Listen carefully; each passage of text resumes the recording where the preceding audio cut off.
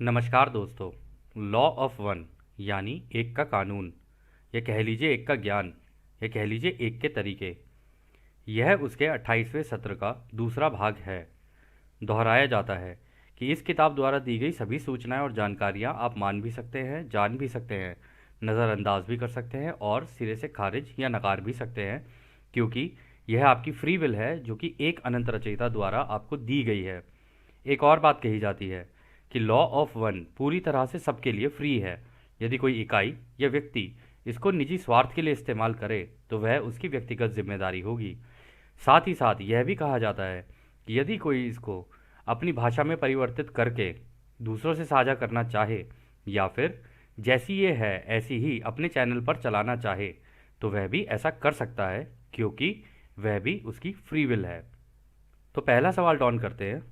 आइए एक उदाहरण के रूप में उस ग्रह को लें जिस पर हम अभी हैं, और मुझे बताएं कि इस ग्रह को बनाने वाले लोगोस द्वारा कितनी रचना की गई थी। तो दोस्तों यहाँ पे वो इसके बारे में बात कर रहे हैं, इस लोगोस के बारे में। ये जो हमारा सेंटर गैलेक्टिक सन है ना, इसके बारे में बात कर रहे हैं। जो रचयिता ने जो सारी रोशनी इकट्ठी करके जो एक सन बनाया है यहाँ पर, उसके बारे में बात हो रही है। हम इसको थोड़ा सा इनलार्ज करते हैं। हाँ, इसकी बात हो रही है यहाँ पे। तो रा कहते हैं इस ग्रह का लोगोस काफ़ी मजबूत लोगोस है, जो इसके निर्माण के लिए लगभग 250 बिलियन यानी 250 अरब स्टार सिस्टम का निर्माण करता है। इसलिए हम कहेंगे इस रचना के नियम या भौतिक तरीके स्थिर रहेंगे। तो दोस्तों यहाँ पर वो कह रहे हैं कि ये जो लोगोस है ना, ये वाला जो लोगोस है, इसने 250 बिलियन स्टार सिस्टम का मतलब हो गया कि जहां जहां सूरज लगाए उनके आसपास जो ग्रह लगाए, वो अपने आप में एक स्टार सिस्टम है। एक सौर मंडल को एक स्टार सिस्टम कहा जाता है, ठीक है। इंग्लिश में इसको कहेंगे सोलर सिस्टम। तो वो कह रहा है 250 बिलियन तो ये हैं। लेकिन दोस्तों इसमें ये चीज़ इंपॉर्टेंट है कि ऐसा नहीं है कि किसी एक सूरज के आसपास केवल 7 या 8 या 9 ग्रह ही लगेंगे। कई कई ग्रह ऐसे हैं जहाँ जहाँ 36 ग्रह भी लगा रखे हैं। कई कई जगह ऐसे हैं जहाँ पे 250 ग्रह भी लगा रखे हैं। तो ये डिपेंड करता है कि एक्सपेरिमेंट के पॉइंट ऑफ व्यू से ये जो लोगोस है किस तरीके से एक्सपेरिमेंट कर रहे हैं। लेकिन आप ये मान के चल सकते हैं कि इतने 250 बिलियन स्टार सिस्टम है, ठीक है। और एक बात शायद आपको जानकर हैरानी भी होगी कि आपके दिमाग के अंदर, हम सबके दिमागों के अंदर जितने भी न्यूरॉन्स हैं ना, वो 250 बिलियन ही हैं। मतलब जितने सूरज इस पूरी आकाशगंगा के अंदर है ना, उतने ही न्यूरॉन्स हमारे दिमाग के अंदर भी हैं। तो फिर अगला सवाल डॉन करते हैं। फिर आप जो कह रहे हैं वह लेंटिक्युलर स्टार सिस्टम है, जिसे हम एक आकाशगंगा कहते हैं, जिसमें हम खुद को पाते हैं हमारे सूरज के जैसे लगभग 250 अरब अन्य सूरजों के साथ, जो कि एक ही लोगोस द्वारा बनाई गई है। क्या यह सही है? तो देखो राबी यहाँ पर कह रहे हैं हाँ यह सही है। तो डॉन आगे कहते हैं अब क्योंकि इस लेंटिकुलर आकाशगंगा में चेतना के कई अलग अलग हिस्से हैं, तो क्या यह लोगोस इन चेतनाओं को बनाने या इन चेतनाओं को विभाजित करने के लिए चेतना के अधिक व्यक्तिकरण में उपविभाजित सब डिवाइड हो जाता है? तो वो कह रहे हैं कि क्या ऐसा हो सकता है कि जब वो इतने सारे बना रहे हैं, ठीक है, इतने सारे सूरज बना रहे हैं, इतनी सारी चीज़ें बना रहे हैं, तो इस केस के अंदर क्या कहते हैं, क्या ऐसा हो सकता है कि वो जब इसके अंदर से निकले हैं तो ये कुछ इससे ना मिलते मेल जोल खाते हों और विभाजन में चले जाते हों? क्या ऐसा होता है? तो रा कहते हैं आप अनुभव करने में सक्षम हैं, यह भी सही है, हालांकि एक स्पष्ट विरोधाभास है। तो डॉन कहते हैं आप मुझे बता सकते हैं कि एक स्पष्ट विरोधाभास से आपका क्या मतलब है? तो रा कहते हैं ऐसा प्रतीत होता है कि यदि एक लोगोस एक बड़ी प्रणाली के लिए बुद्धिमान ऊर्जा के तरीके बनाता है, तो आगे के उपलोगोस भेदभाव की आवश्यकता या संभावना नहीं होगी। हालांकि सीमाओं के भीतर यह ठीक मामला है और यह समझने योग्य है कि यह देखा गया है। तो वो ये कह रहे हैं दोस्तों इसके अंदर कि देखो, जब ये जो लोगोस ये सूरज लगाएगा ना, जितने भी लगाएगा अपने, कह रहे वो तो उसकी बिल्कुल प्योर कॉपी होंगे, जैसा वो है वैसा ही वो सूरज है। लेकिन उसके ग्रह जितने भी लगेंगे ना, तो वो बाहर से पूरे कवर रहेंगे, क्वारंटीन उनके ऊपर लगी होती है, किसी किसी में लगी होती है, किसी किसी में नहीं लगी होती है।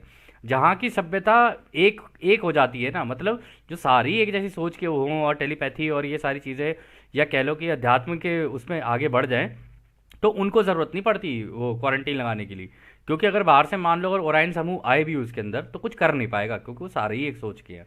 तो ये कह रहे लेकिन ये हो सकता है कि मान लो अगर ये ग्रह है, ठीक है, इसके ऊपर क्वारंटीन लगाई हुई है, इसका अपने अंदर जो भी चीज़ें चल रही हैं ना, उनके बीच में विभाजन हो सकता है, उनके अंदर ऐसा हो सकता है कि हाँ चीज़ें अलग अलग दिखें। लेकिन जो सूरज होगा ना, ये बिल्कुल इसकी कॉपी ही होगा। कॉपी मतलब ये तो बड़ा रूप है, इसकी छोटा एक रूप यहाँ पर लगा देगा वो। तो फिर आगे डॉन कहते हैं, धन्यवाद। लोगोस के सभी व्यक्तिगत भागों को, जैसा कि हमारा लोगोस है, हम उस लेंटिकुलर आकाशगंगा को जिसमें हम हैं और 250 अरब सूर्य या तारे, मैं इसे प्रमुख आकाशगंगा कहूँगा ताकि हम इस शब्द में कंफ्यूज ना हों। क्या सारी चेतना फिर इस व्यक्तिगत रूप में, जिसे हम प्रमुख आकाशगंगा कह रहे हैं, शुरू होती है और 1 2 3 4 5 6 7 या फिर 8वीं घनत्वताओं के क्रम में जाती है, या ये कुछ ऐसे हैं जो उच्च स्तर से शुरू करते हैं और 1 में जाते हैं, ताकि आकाशगंगा में हमेशा बुद्धिमान चेतना का मिश्रण हो। तो दोस्तों यहाँ पे जो डॉन सवाल कर रहे हैं ना, डॉन कह रहे हैं कि क्या ये इस तरीके से चलता है क्या, कि मान लो उन्होंने सूरज लगा दिया, अब सूरज लगाने के बाद उन्होंने ग्रह भी लगाए, ठीक है, अब ग्रह लगाएंगे तो वो हो सकता है ऐसा हो कि भाई पहले 8वीं घनत्वता का बनेगा, फिर उसके बाद उसके अंदर ही क्या कहते हैं 7वीं घनत्वता भी लगेगी, फिर 6ठी भी लगेगी, फिर 5वीं भी लगेगी। ये उल्टा चलता है ये क्रम, या सीधा चलता है, मतलब 1 से आगे बढ़ेगा या उल्टा चल के 1 की तरफ जाएगा, आप हमें बता सकते हैं क्या? कह रहे क्योंकि हमें ऐसा लगता है कि आकाशगंगा जो है ये सारा मिक्स है, ऐसा नहीं है कि मतलब जैसे एक ग्रह मान लो हमारा ही है, अगर आपने ग्रह का उदाहरण ले लें, इसमें भी ऐसा तो नहीं है कि बाकी जो घनत्वताएं हैं कि मतलब 5वीं 4थी 5वीं 6ठी 7वीं ये सारी पहले ना लगाई हों, हो सकता है पहले लगाई हों लेकिन हमें ना दिख रही हों, ये भी तो हो सकता है। तो यहाँ पे डॉन कुछ इस तरीके का सवाल करने की कोशिश कर रहे हैं। तो रा कहते हैं, बाद वाला अधिक लगभग सही है। प्रत्येक प्रारंभ में अनंत शक्ति से प्रारंभ होता है। फ्री विल एक माध्यम के रूप में कार्य करता है। जीव बीइंग ब्रह्मांड की शुरुआत करते हैं, तब चेतना में अनुभव करने की क्षमता होने लगती है। अनुभव की क्षमता बुद्धिमान ऊर्जा के एक हिस्से के रूप में बनाई जाती है और अनुभव शुरू होने से पहले स्थापित हो जाती है। हालांकि स्वतंत्र इच्छा के कारण रचना अनंत रूप से कार्य करती है। बुद्धिमान ऊर्जा की क्षमता के लिए प्रारंभिक प्रतिक्रियाओं में एक बड़ी भिन्नता हमेशा होती है। इस प्रकार लगभग तुरंत इसकी नींव, जिसे हम कह सकते हैं, उन जीवों बीइंग्स की पदानुक्रमित हायरार्कियल प्रकृति चेतना के कुछ हिस्सों या जागरूकता के रूप में मैनिफेस्ट होने लगती हैं। अनुभव के माध्यम से अधिक कुशलता से सीखते हैं। तो दोस्तों यहाँ पे जो रा कह रहे हैं ना, वो बड़ी इंपॉर्टेंट चीज़ बताई है उन्होंने कहा है कि देखो जैसे एक वीडियो गेम बनाई जाती है ना, कि भाई आप पहले वीडियो गेम का पूरा खाका तैयार करोगे, फिर उसके अंदर स्टेजेस डालोगे, फिर उसके अंदर सारी चीज़ें करोगे, ठीक है ना, इसकी भाई जो भी इसको गेम को खेलेगा वो किस तरीके से खेलेगा, क्योंकि गेम भी तो एक अनुभव ही अपने आप में। अब आप ऐसे मान लो एक वीडियो गेम के अंदर आप खुद ही चले गए, ठीक है, आप जो खेल रहे हो, होता क्या है जनरली हम लोग तो बाहर से बैठ के कोई वीडियो गेम खेल रहे होते हैं ना, लेकिन अगर आप एक वीडियो गेम के अंदर ही चले गए तो उसके अंदर जिन जिन चीज़ों की जरूरत पड़ेगी या जिस जिस तरीके के अनुभवों की जरूरत पड़ेगी ना, उस अनुभव को एक्सपीरियंस मतलब उस अनुभव को लेने के लिए आपको क्या करना पड़, मतलब इस तरीके से डिज़ाइन किया जाता है उसको कि भाई एक लेवल तक ही इन लोगों को इस तरीके के अनुभव मिले, ऐसा ना हो कि अनुभव कुछ ज़्यादा भीषण हो जाए और इनसे झेले भी ना जाएं। तो एक लिमिट सेट की जाती है कि भाई तीसरी घनत्वता के इतने होंगे, चौथी के इतने होंगे, 5वीं के इतने होंगे, 6ठी के इतने होंगे।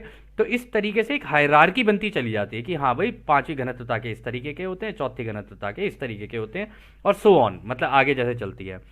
फिर वो कहते हैं लेकिन इसमें फ्री विल लगाई गई है कि भाई हाँ जिसका जैसा इच्छा हो वैसा वो कर सकता है। तरीके ये हैं कि भाई रचयिता ने अपने तरीके बना रखे हैं, उसके हिसाब से चलना है तो उसके हिसाब से चलो। अब मान लो किसी को पता ही ना हो कि रचयिता के बनाए हुए तरीके क्या है, तो वो तो उसके विरुद्ध ही चलेगा, उल्टा ही चलेगा, उसे पता ही नहीं है खेलना कैसे है गेम को, ठीक है। आपको याद होगा वो क्या कहते हैं 51-49 वाला और 95-5 वाला रूल, और जिसको नहीं पता है वो बीच में झूल रहा है तो वो बेचारा पहले ही निकल जाएगा इस गेम से। क्यों? क्योंकि उसने तो चुनाव किया ही नहीं, और चुनाव किया नहीं तो खेला भी नहीं उसने ढंग से। लेकिन अगर किसी को पता भी चल जाए और वो खेलना शुरू कर दे, या तो इस साइड में मतलब 95-49 में, सॉरी 51-49 में, या फिर 95-5 में खेलने लग जाए, तो इस केस में क्या होता है, अगर मान लो उसको उसी तरीके से खेलते खेलते दोनों में से कोई चले भी गए ना, तो ये लोग पहले वापस आ जाएंगे खेलने के लिए, क्योंकि हाँ उनको गेम्स के रूल पता चल गए हैं, इस वजह से वो लोग आगे आगे निकलेंगे। और इसमें एक चीज़ और इम्पॉर्टेंट है, ये चीज़ उन्होंने कहा ये सारी चीज़ें ना इस पे डिपेंडेंट हैं कि उसकी जागरूकता कितनी है। मतलब जैसे मान लो हमें जानकारियाँ कहाँ कहाँ से मिलती हैं, टीवी, ठीक है, बचपन से जो हमारे माँ बाप ने सिखाया वो, दोस्तों से, गर्लफ्रेंड हुई तो उससे, और नहीं भी हुई तो भी किसी और की गर्लफ्रेंड से, ठीक है, और क्या कहते हैं, पड़ोसन से, और भी बहुत लोगों से मिल सकती है, लेकिन ये तो मैं हमने जैसे ऐसे मजाक के लिए बोला है। तो एनीवेज ये क्या कहते हैं, आप जितना जितना बाहर निकलोगे, जितना जितना आपका एक्सपीरियंस होता चला जाएगा ना, वो सारी चीज़ें आपकी एक जागरूकता बनाती हैं कि आपको नॉलेज कितनी है किसी चीज़ की। जितना जितना ज्ञान आपके पास आता जाएगा उतना उतना उसी के हिसाब से आप कर्म करते चले जाओगे। अब आप सुबह से लेकर शाम तक टीवी के सामने बैठे रहोगे तो बिल्कुल वैसे टीवी के जैसे ही हो जाओगे। आपको लगेगा जी ये जो दिख रहा है वो बिल्कुल सच है, जबकि सत्य तो खोजा जाता है। ये थोड़ी ना कि कोई तुम्हें पकड़ा रहा है तो तुम उसको मान के बस जी चले जाओ एक ही दिशा के अंदर, ऐसे नहीं होता है ना। ये जब रचयिता ने गेम बना के तुम्हें दी हुई है, या तो तुम इसे खेलो रूल्स के अकॉर्डिंगली, और अगर तुम नहीं खेलते हो तो फिर तो सही है, बीच में झूल लो, फिर नहीं होगा तुम्हारा, फिर वो नहीं जा पाओगे तुम वो सत्युग में। अब क्या ही करें भाई, गेम ही ऐसी सेट बना के दिए तो हम क्या करें। तो खैर, लेकिन ये पॉइंट बड़ा इंपॉर्टेंट था कि भाई ये सारी चीज़ें इसलिए होती हैं क्योंकि फ्री विल की वजह से तुम जानकारियाँ लेना शुरू करोगे, जानकारियों से तुम क्या कहते हैं अपने एक्शंस लेना शुरू करोगे, यानी अपने कर्म करने शुरू करोगे। तो उसके बेसिस के ऊपर सारा का सारा चलता रहेगा। लेकिन ओवरऑल अगर तुम देखो ना, ये बिल्कुल एक वीडियो गेम की तरह तैयार करते हैं। और उन्होंने कहा है कि इसी अनंत ऊर्जा को, मतलब ये जो बीइंग है, ये जो सेंट्रल बीइंग है, ये पहले सूरज लगाएंगे, फिर वहां पे ग्रह लगाएंगे ना, तो अपनी सारी ऊर्जा का इस्तेमाल करके ग्रह भी बनाएंगे, अपनी सारी ऊर्जा का इस्तेमाल करके सूरज भी बनाएंगे, और उनके अंदर अपनी ऊर्जा के कुछ कुछ हिस्से डालेंगे। मतलब कि ऐसा नहीं है कि पूरी की पूरी ऊर्जा दे दी, पूरी दे दी तो फिर तो वो सूरज ही बन जाएगा। तो कि कहीं पे कम, कहीं पे ज़्यादा, कहीं पे कम, कहीं पे ज़्यादा, ऊर्जा के पैटर्न बनाते चले जाते हैं। उसकी वजह से माया जाल तैयार होता है। और जब ये माया जाल तैयार होता है, या कह लो इल्यूजन तैयार होता है, तो इस इल्यूजन के अंदर खेलना होता है सबको कि हाँ, कुछ लोग कहते हैं जी हमें तो इस माया जाल से बाहर निकलना है। अरे माया जाल से यहाँ से बाहर निकल के जाएगा कहाँ पे? फोर्थ डेंसिटी में जाएगा, या तो फिफ्थ में जाएगा, सिक्स्थ में जाएगा, या तो सीधा घूम के सीधा इसके अंदर ही चला जाएगा। ठीक है, यही तो होगा ज़्यादा से ज़्यादा।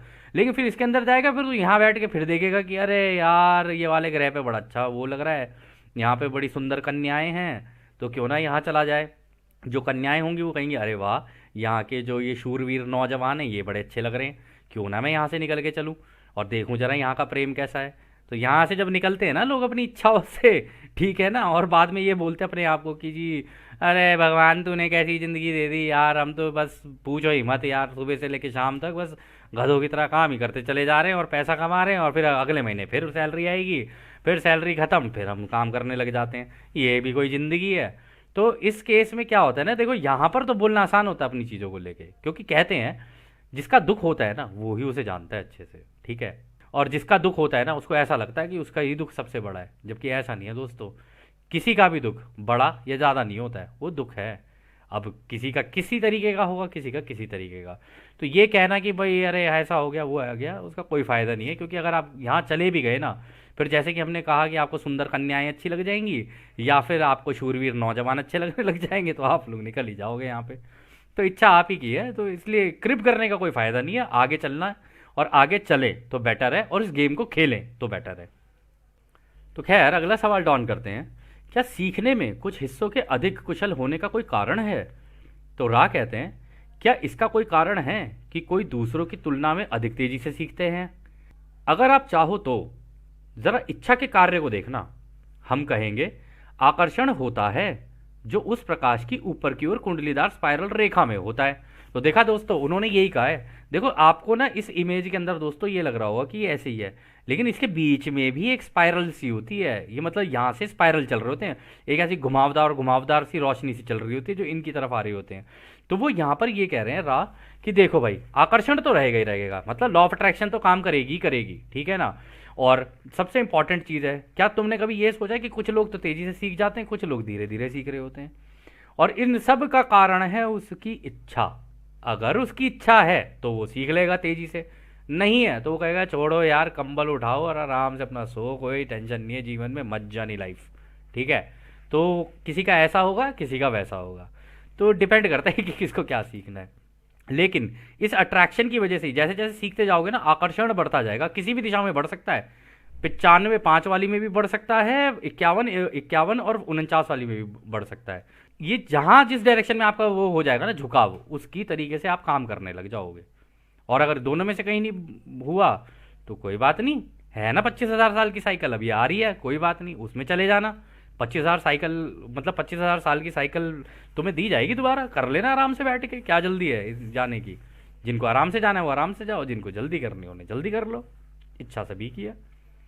तो खैर आगे डॉन कहते हैं, जैसा कि प्रमुख आकाशगंगा बनाई गई है और मैं इन सभी घनत्वताओं को मान रहा हूँ, इस प्रमुख आकाशगंगा के बनने पर 8 घनत्वताओं का निर्माण हुआ है। क्या यह सही है? तो रा कहते हैं यह बुनियादी तौर पर सही है। हालांकि यह समझना अच्छा है कि 8वीं घनत्वता शुरुआती घनत्वता या पहली घनत्वता के रूप में भी कार्य करता है। इसके बाद के चरणों में घनत्वता का नया ऑक्टेव शुरू होता है। तो दोस्तों बिल्कुल ऐसे ही है, ये वो जो रा कह रहे हैं यहाँ पे बिल्कुल सही है। वो कह रहे हैं 1 2 3 4 5 6 7 8, 8वीं घनत्वता में होगा क्या? 8वीं घनत्वता तो तुम सीधा इसी के अंदर ही घुस जाओगे, ये है वो 8वीं घनत्वता है, इसके अंदर जाके मतलब ये जो तुम्हारा सह रचयिता है, ये जो तुम्हारा रचयिता है, तुम इसके अंदर घुस जाओगे, ठीक है, इसके अंदर घुसोगे। वो कह रहे हैं फिर उसके बाद फिर से शुरू हो जाएगी, क्योंकि फिर से तुम यहाँ से, जैसे हमने कहा कि तुम्हें कन्याएं पसंद आएंगी और फिर तुम्हें क्या कहते हैं नौजवान शूरवीर पसंद आएंगे, तो फिर तुम्हारा दोबारा से शुरू हो जाएगा। तो राय यही कह रहे हैं कि यहाँ से दोबारा शुरू हो जाती हैं फिर से चीज़ें, नया ऑक्टेव शुरू हो जाता है। लेकिन उसको ये काउंट नहीं किया जाएगा कि हाँ भाई ये 1 पे जा रहा है, 1 पे नहीं। अगर आपने 8वीं घनत्वता के यहाँ तक ले लिए सारे अनुभव आपको हो गए हैं, तो आप जहाँ से आपने शुरुआत की थी ना, अब उससे हायर एडवांस लेवल पे कहीं जाओगे। हो सकता है इस वाली आकाशगंगा में भी ना रहो आप इस आकाशगंगा को छोड़ के किसी और आकाशगंगा में इससे एडवांस्ड आकाशगंगा के अंदर चले जाओ, ये भी हो सकता है, बिल्कुल पॉसिबल है ये। तो खैर आगे डॉन कहते हैं, क्या आप कह रहे हैं फिर ये हर 8 घनत्वता के अनंत संख्या में ऑक्टेव होते हैं? दोस्तों ऑक्टेव क्या होते हैं? जैसे सारे गामा होता है ना, सारे गामा पा धा नी सा, तो मतलब सा से शुरू हुए सा पे, अगर आप उंगलियों पे काउंट करोगे तो 8 है वो। तो सा मतलब सा से शुरू हुए सा पे खत्म हुए, लेकिन उस आखिरी सा से अगर आपने फिर से दोबारा सा शुरू कर दिया, सा रे गा मा, उससे ऊपर कर दिया तो और आगे निकल जाओगे। इसी तरीके से चलता है ये। तो ऑक्टेव में ही बनती हैं सारी चीज़ें, मतलब 1 से लेके 7 तक, फिर 8वें पे पहुंचने के बाद फिर दोबारा वहां से नई शुरुआत हो जाती है। खैर राय यहाँ कहते हैं, हम यह स्थापित करना चाहते हैं कि हम वास्तव में एक के कानून के विनम्र संदेशवाहक हैं। हम आपसे अपने अनुभवों और अपनी समझ के बारे में बात करते हैं और सीमित तरीकों से सीख और सिखा सकते हैं। हालांकि हम सभी रचनाओं के ज्ञान के बारे में नहीं बोल सकते हैं। हम केवल इतना जानते हैं कि वे अनंत हैं। हम अनुमान लगा सकते हैं कि अनंत संख्या में ऑक्टेव है। तो वो भी कह रहे हैं देखो हमने भी अनुमान लगाया, हो सकता है यहाँ पे 8 का लगाओ, कहीं और पे कितना लगाओ कुछ पता नहीं है हमें, क्योंकि बहुत सारी रचनाएं हैं, अलग अलग हैं, अलग अलग आकाशगंगाएं हैं। तो हम तुम्हें अपना बता सकते हैं कि हम सूरज में बैठे हैं तो हम लोगों ने अभी तक क्या लर्न किया है, और तुम अगर ये चाहते हो तो फिर ठीक है, इसके अंदर चले जाओ, सीधा ही 8वीं पे मार दो जंप। लेकिन वो 8वीं पे जंप मारने के लिए फिर तो बहुत ही कड़ी मेहनत लगेगी, तो देख लेना। लेकिन सारे अनुभव फिर मिस होंगे, फिर तुम कहोगे अरे रे ये वाले अनुभव तो मेरे रह गए, फिर वापस आना पड़ेगा। तो इससे अच्छा ये है जिस तरीके से क्रम बना है उसको करते चले जाओ, लेकिन उस क्रम को तुम तेजी से या स्लो जैसा चाहो वैसा कर सकते हो। तो फिर आगे रा कहते हैं, हालांकि यह हमारे अपने शिक्षकों द्वारा हमें सिखाया गया है कि रचना की एक रहस्य में लिपटी एकता है, जिसमें सभी चेतना समय समय पर एक साथ मिल जाती हैं और फिर से शुरू हो जाती हैं। इस प्रकार हम केवल यह कह सकते हैं कि हम एक अनंत प्रगति को मानते हैं। हालांकि हम समझते हैं कि इसकी प्रकृति चक्रीय साइक्लिक होती है और जैसा कि हमने कहा है रहस्य में लिपटी हुई होती है। तो दोस्तों इस पार्ट को ना हम लोग और अच्छे से समझेंगे आगे, क्योंकि यहाँ पे ना इनडायरेक्टली वो ब्लैक होल व्हाइट होल वाली कहानी चल रही है। जब रा उस पार्ट पे आएंगे ना तब इस पार्ट को हम लोग अच्छे से समझेंगे कि भाई ये सारी चीज़ें रहस्यमयी क्यों हो जाती हैं ऐसी, कि मतलब सारा कुछ खत्म हो जाता है फिर एकदम से रहस्यमय तरीके से फिर नई बन जाती है चीज़ें, ये कैसे होता है। और वो कह रहे हैं यहाँ पे एक चक्रीय साइक्लिक तरीके से होती हैं ये, मतलब रचयिता ने भी एक बड़े सिस्टमैटिक तरीके से बनाया हुआ है, क्योंकि आपको रा ने बोल ही दिया था मैथमेटिशियन भी है वो, म्यूजिशियन भी है, सभी कुछ है वो। तो मतलब जो आप हो वो तो सारा ज्ञान तो उनके पास पहले ही है, बाकी पूरे ब्रह्मांड में जितना है वो भी उनके पास है, और उसी से सीखते जा रहे हैं और बनाते चले जा रहे हैं और बनाते चले जा रहे हैं। तो यही चल रहा है पूरे ब्रह्मांड में। तो खैर अगला सवाल डॉन करते हैं, जब लोगोस द्वारा यह प्रमुख आकाशगंगा बनाई जाती है तो ध्रुवीयता यानी ये जो होता है ना नेगेटिव पॉजिटिव, इस अर्थ में मौजूद होती है कि हमारे पास विद्युत ध्रुवीयता है, यानी इलेक्ट्रिकल पोलैरिटी जिसे कहते हैं, एक गुरुत्वाकर्षण का प्रभाव जो शायद ध्रुवीयता नहीं है। मुझे यह प्रश्न पूछना होगा, हमारे पास उस समय मौजूद विद्युत ध्रुवता है? क्या यह सही है? तो वो कह रहे हैं कि इसका मतलब ये जो पॉजिटिव नेगेटिव पोलैरिटी है ना, ये लगता है पहले से ही लगाई जाती है ना, ऐसे ही होता है ना।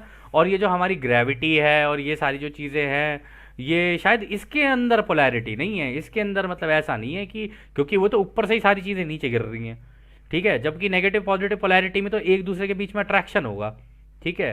तो वो कह रहे हैं कि मुझे ऐसा लगता है कि ये जो हम ग्रेविटी बोलते हैं ना, इसके अंदर नहीं है पोलैरिटी, लेकिन अट्रैक्शन की वजह से ये जो इलेक्ट्रिकल चार्ज है ना, इसके अंदर है, जिसकी वजह से सारी चीज़ें चल रही हैं। तो रा कहते हैं, मैं इसे इस शर्त के साथ सही मानूंगा कि जिसे आप विद्युत कहते हैं उसका मतलब न केवल लार्सन ने तय किया था, बल्कि इसका आध्यात्मिक तौर पर भी मतलब होगा। तो वो ये कह रहे हैं कि भाई मैं इसको तुम्हें एक्सप्लेन करने के लिए तो तैयार हूं, लेकिन इस शर्त के साथ एक्सप्लेन करूंगा मैं तुम लोगों को कि जो तुम लोगों ने, अगर तुम अपनी साइंस के अकॉर्डिंगली देखोगे ना, तो ठीक है, लेकिन ये आध्यात्मिक लेवल पे भी समझना जरूरी है कि भाई इसका आध्यात्मिक लेवल पे मतलब क्या होगा। तो डॉन कहते हैं, यानी आप कह रहे हैं कि उस समय हमारे पास ना केवल विद्युत आवेश की ध्रुवीयता है, बल्कि चेतना में भी ध्रुवीयता है। तो डॉन यहां पर ये कह रहे हैं कि इसका मतलब ये है कि ना केवल जब हम पैदा होते हैं या जो भी चीज़ें होती हैं, और हमारी जो कॉन्शियसनेस है, यानी ये जो चारों प्राइमल फोर्सेस की जो फील्ड है ना, इनके अंदर भी नेगेटिव पॉजिटिव है, इसका मतलब कहीं ना कहीं, क्या ऐसा है? तो रा कहते हैं, यह सही है। आपके भौतिक स्थान समय की शुरुआत से सभी संभावित रूप उपलब्ध हैं। यह सब चेतना परिसरों का कार्य है जो अनुभव प्राप्त करने के लिए भौतिक सामग्रियों का उपयोग करना शुरू करते हैं और फिर एक आध्यात्मिक अर्थ में ध्रुवीकरण करते हैं। इसके लिए संभावनाएं, पोटेंशियल्स, अनुभवकर्ता द्वारा नहीं बल्कि बुद्धिमान ऊर्जा द्वारा बनाई गई हैं। यह इस सत्र का अंतिम पूर्ण सवाल होगा ताकि कार्ला की देखभाल की जा सके और वह धीरे धीरे अपने भौतिक ऊर्जा को पुनः प्राप्त कर सके। क्या हम पूछ सकते हैं कि यदि आपके पास एक दो सवाल और हों तो संक्षेप में उसका जवाब देकर हम इस सत्र को बंद कर सकते हैं। तो दोस्तों, यहाँ पर जो उन्होंने जवाब दिया ना, उन्होंने कहा देखो, ये जितनी भी चीज़ें होती हैं ना, ये सारी की सारी ना उस ऊर्जा के अंदर होती है, बुद्धिमान ऊर्जा के अंदर। और आपको याद होगा, हम लोगों ने आपको पहले भी बताया था कि हम जो भी चीज़ देख रहे हैं, जितनी चीज़ें हो रही हैं, ये इलेक्ट्रिकल सिग्नल्स हैं जो हमारे न्यूरॉन्स के अंदर, दिमाग के अंदर वो चल रहे होते हैं, ठीक है। तो उनके अंदर पोटेंशियल होगा ही होगा, ध्रुवीकरण होगा ही होगा। जो चीज़ अच्छी लग गई उस तरीके का न्यूरॉन एकदम से लाइट कर जाएगा और एकदम से उस डायरेक्शन के अंदर आप निकल जाओगे और वैसे ही आप करने लग जाओगे। इसलिए आपको याद होगा, हमने पहले भी कहा था, आपने और कुछ होना हो अपने दिमाग का ज़रूर ध्यान रखना चाहिए व्यक्ति को हमेशा। आलतू फालतू की चीज़ें डालेगा ना तो आलतू फालतू की चीज़ें ही करने लग जाएगा, ऑटोमेटिकली हो जाएगा, क्योंकि उसका कारण इन्होंने यहाँ बता दिया ना। वो कह रहे हैं कि देखो, अगर तुमने क्या कहते हैं, इसके अंदर का जो पोटेंशियल है ना, जिस तरीके की चीज़ें तुम्हें, ये सारी इलेक्ट्रिकल हैं चीज़ें, जितनी भी तुम्हें दिख रही हैं, जो सारी चीज़ें हो रही सारी इलेक्ट्रिकल हैं। अब जब ये इलेक्ट्रिसिटी है ही तुम्हारे अंदर, तो तुम्हें जहाँ पे हल्का सा अट्रैक्शन दिखेगा ना, जो तुम्हें अच्छा लगेगा, तुम उसी दिशा में दौड़ते चले जाओगे और एक ही दिशा में ही निकल जाओगे। इसलिए जब भी तुम्हें कोई एक चीज़ दिखे तो उसका उल्टा भी सोचो, और जब कोई उल्टा सोचो, कोई उल्टी चीज़ दिखे तो उसका सीधा भी सोचो, तब जाके तुम उस मैग्नेट को, अपने अंदर की मैग्नेट को बैलेंस कर सकते हो। तो खैर, आखिरी सवाल डॉन करते हैं, मैं यह मान रहा हूं कि रचना की प्रक्रिया फिर प्रमुख आकाशगंगा के मूल ओरिजिन रचना के बाद जारी रही, ताकि लोगों की चेतनाओं का आगे व्यक्तिकरण हो सके, ताकि व्यक्तिगत चेतना के कई कई हिस्से फिर आगे की वस्तुओं का निर्माण कर सकें। आप कह सकते हैं ताकि पूरी आकाशगंगा में अनुभव हो सके। क्या यह सही है? तो रा कहते हैं, हाँ यह सही है। हम कहेंगे लोगोस के दिशा निर्देशों या तरीकों के भीतर सह लोगोस इस तरीकों को हटाए या जोड़े बिना अलग अलग अनुभवों के विभिन्न साधनों को खोज सकते हैं। तो दोस्तों, पता है यहाँ पर वो क्या कह रहे हैं? वहाँ पर वो कह रहे हैं कि देखो, ये जितनी भी चीज़ें हो रही हैं ना, इसका मतलब ये है, जब रचयिता ने सबसे पहली रचना की होगी ना, ठीक है, इस तरीके की कोई वो गैलेक्सी बनाई होगी, तो कहते हैं जब वो बनाई थी तो उसका ही देखा देख फिर उस गैलेक्सी के अंदर जिन लोगों ने सीखा होगा, फिर वो लोग अपनी अपनी गैलेक्सीज बनानी शुरू कर रहे होंगे। क्या ऐसा है? तो रा कह रहे हैं, हाँ बिल्कुल ऐसे ही है। लेकिन ये जो लोगोज है ना, ये जो सेंट्रल है लोगोज, ठीक है, जितने भी होंगे ना, सब अलग अलग तरीके के होंगे और वो अपने दिशा निर्देश यानी अपने हिसाब से अपना एक्सपेरिमेंट करते हैं और अपनी अपनी आकाशगंगाएं बनाते हैं। तो देखा जाए, और वो यहाँ पर ये भी कह रहे हैं कि ये जितने भी सह लोगोज हैं ना, अब वो अपने हिसाब से हटा या जोड़ सकते हैं, यानी इसके अंदर चेंजेस ला सकते हैं, ठीक है, अपने हिसाब से। तो ये कह रहे हैं कि जब रचयिता ने पहली रचना की थी, उसके बाद बाकी जितने लोगों ने रचना करनी शुरू की अपनी, तो सब अपने हिसाब से कुछ चीज़ कम कुछ चीज़ ज़्यादा जैसी चाहे वैसी बना सकते हैं, एक्सपेरिमेंटल मोड में रह के जितने चाहे उतने एक्सपेरिमेंट कर सकते हैं। और दोस्तों आप यकीन नहीं मानोगे, रचयिता एंड में सबसे यही चाहते हैं, आपसे, हमसे, सबसे, कि दोस्त ये अगर तुम रचयिता के रास्ते पे चले ना तो सोच लेना एक वक्त ऐसा आएगा कि तुम सूरज भी बनोगे, तुम एक ग्रह भी बनोगे, तुम एक इस तरीके का लोगोस भी बनोगे। तब तुम बैठ के अपने हिसाब से अपनी अपनी रचना करना, और जब अपनी अपनी रचना करनी शुरू करोगे ना तब आपको उस प्रेम का एहसास होगा कि हाँ ये सारी चीज़ें प्रेम ही हैं। एक माँ का बच्चे से प्रेम इसलिए होता है क्योंकि, या कह लो एक माता पिता का अपने बच्चों से प्रेम, एक एक गर्लफ्रेंड बॉयफ्रेंड का आपस में प्रेम, एक पति पत्नी का आपस में प्रेम, या किसी का भी आपस में प्रेम, दोस्तों का आपस में प्रेम, उसका जो मेन कारण है ना वो ये है कि आप जो चीज़ें कर रहे होते हैं ना उससे एक अट्रैक्शन बिल्ड होता है, और जो अट्रैक्शन बिल्ड होता है ना वो आपकी रचना है। और जब आप इसको छोटे लेवल से लेके और इस लेवल तक सोचोगे, मतलब लोगोस के लेवल तक, तब आपको पता चलेगा कि इन सभी चीज़ों में चाहे सुख हो या दुख हो प्रेम तो है ही। आप ढूंढोगे तो दोनों ही जगह मिलेगा आपको। तो खैर दोस्तों, इस सत्र को अब हम लोग यहीं समाप्त करते हैं, और जैसे कि राह कहते हैं, अब हम आपको उस एक अनंत रचयिता के प्रेम, उसकी रोशनी, उसकी शक्ति और उसकी शांति में छोड़कर चलते हैं। आदने हमारे दोस्तों, आदने वासु। धन्यवाद।